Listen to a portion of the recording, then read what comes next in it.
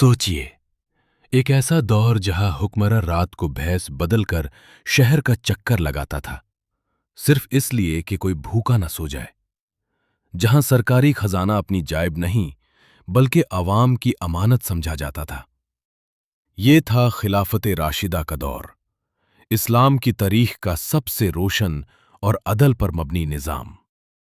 622 से में जब प्रॉफिट मोहम्मद का विसाल हुआ, तो पूरी उम्मत गम और बेचैनी में थी। सवाल था, अब रहनुमाई कौन उठाएगा? इसी मोड़ पर शुरू होता है खिलाफत राशिदा का सफर।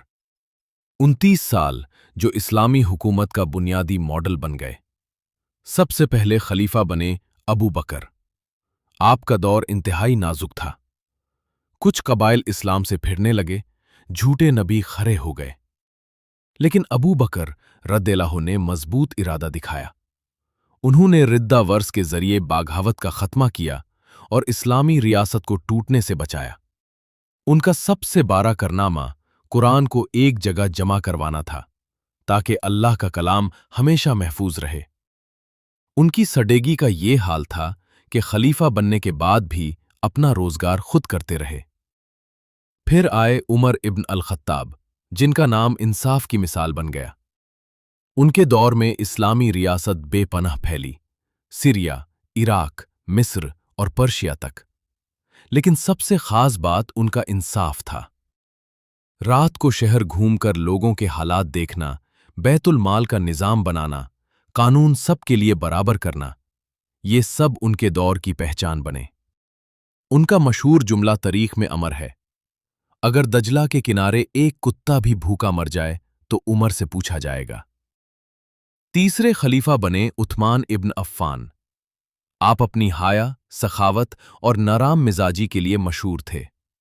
इस्लामी रियासत मजीद फैल चुकी थी और मुख्तलिफ इलाकों में कुरान की तिलावत के लहजे मुख्तलिफ हो रहे थे।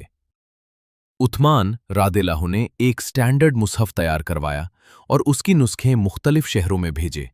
यह कदम उम्मत के इत्तेहाद के लिए बहुत अहम था।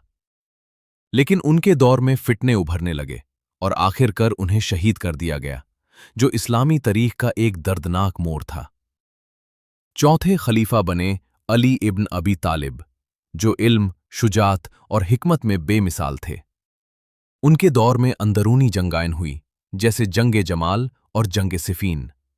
ये दौर सियासी और समाजी इम्तिहान से भरा हुआ था। इस सब के बावजूद अली रदियल्लाहु ने इंसाफ और सच का साथ नहीं छोड़ा। उनकी जिंदगी हमें सिखाती है कि मुश्किल हालात में भी हक पर कायम रहना ही असल कामयाबी है।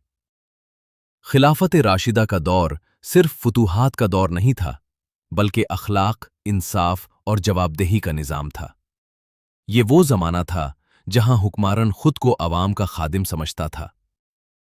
625 से 671 से तक के ये 19 साल इस्लामी हुकूमत का गोल्डन मॉडल बने, जहां सडेगी थी, शूरा का निजाम था और अल्लाह का खौफ हुक्मरानों के दिल में था। आज भी जब इंसाफ और ईमानदारी की बात होती है, तो खिलाफत राशिदा का दौर मिसाल के तौर पर पेश किया जाता है।